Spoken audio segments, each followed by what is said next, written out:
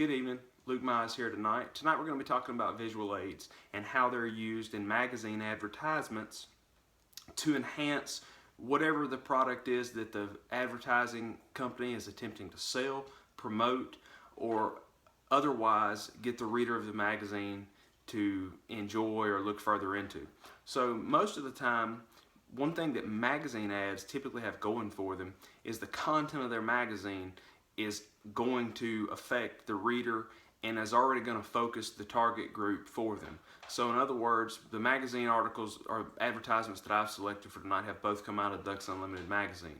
So Ducks Unlimited magazine is a magazine that the nonprofit organization Ducks Unlimited produces every 2 months and send it out to the membership throughout the year. So right off the bat, they know that they're generally talking to waterfowlers, or at least people who are conservation minded. So the ads in that magazine typically are going to revolve around the waterfowling world, duck and goose hunters, or at least people who are involved with Ducks Unlimited. So I've selected 2 advertisements out of the magazine tonight to talk about. One makes real nice use of visual aids, and the other not quite so. The first advertisement that I've selected does a really good job, and it's from the company Benelli. Benelli is a shotgun manufacturer who are really well known throughout the waterfowling world. So right there, they've already selected the magazine to advertise in. They know generally most readers are probably going to be aware of what Benelli is and what they do. However, they're advertising their newest shotgun, which is a Super Black Eagle 3. And what they've done is they've done something that's typically Benelli. First of all, they start off with a nice white, clean, clear, crisp page, and they depict a really good-looking goose hunting scene in the field. They have 2 hunters that are rising up out of their blinds, about to attempt to look at geese that are coming into them, and both hunters just happen to be using the new Super Black Eagle shotgun that Benelli is attempting to advertise.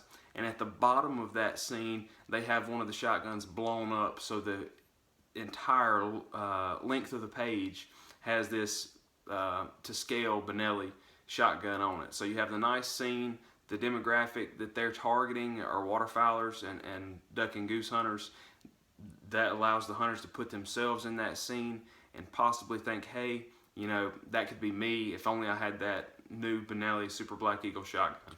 Benelli then puts their name down at the bottom of the page and their logo up in the top corner, so there's no mistaking what these hunters are carrying. So they do a really good job with visual aids there.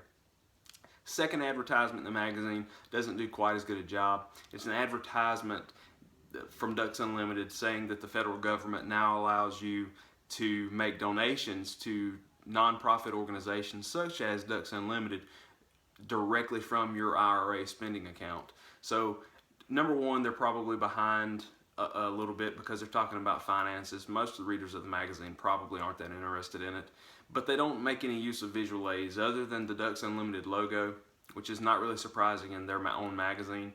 And the only other visual aid is an outdoor scene that doesn't really relate to IRAs at all. It doesn't tell us what the IRA is, other than just being pretty.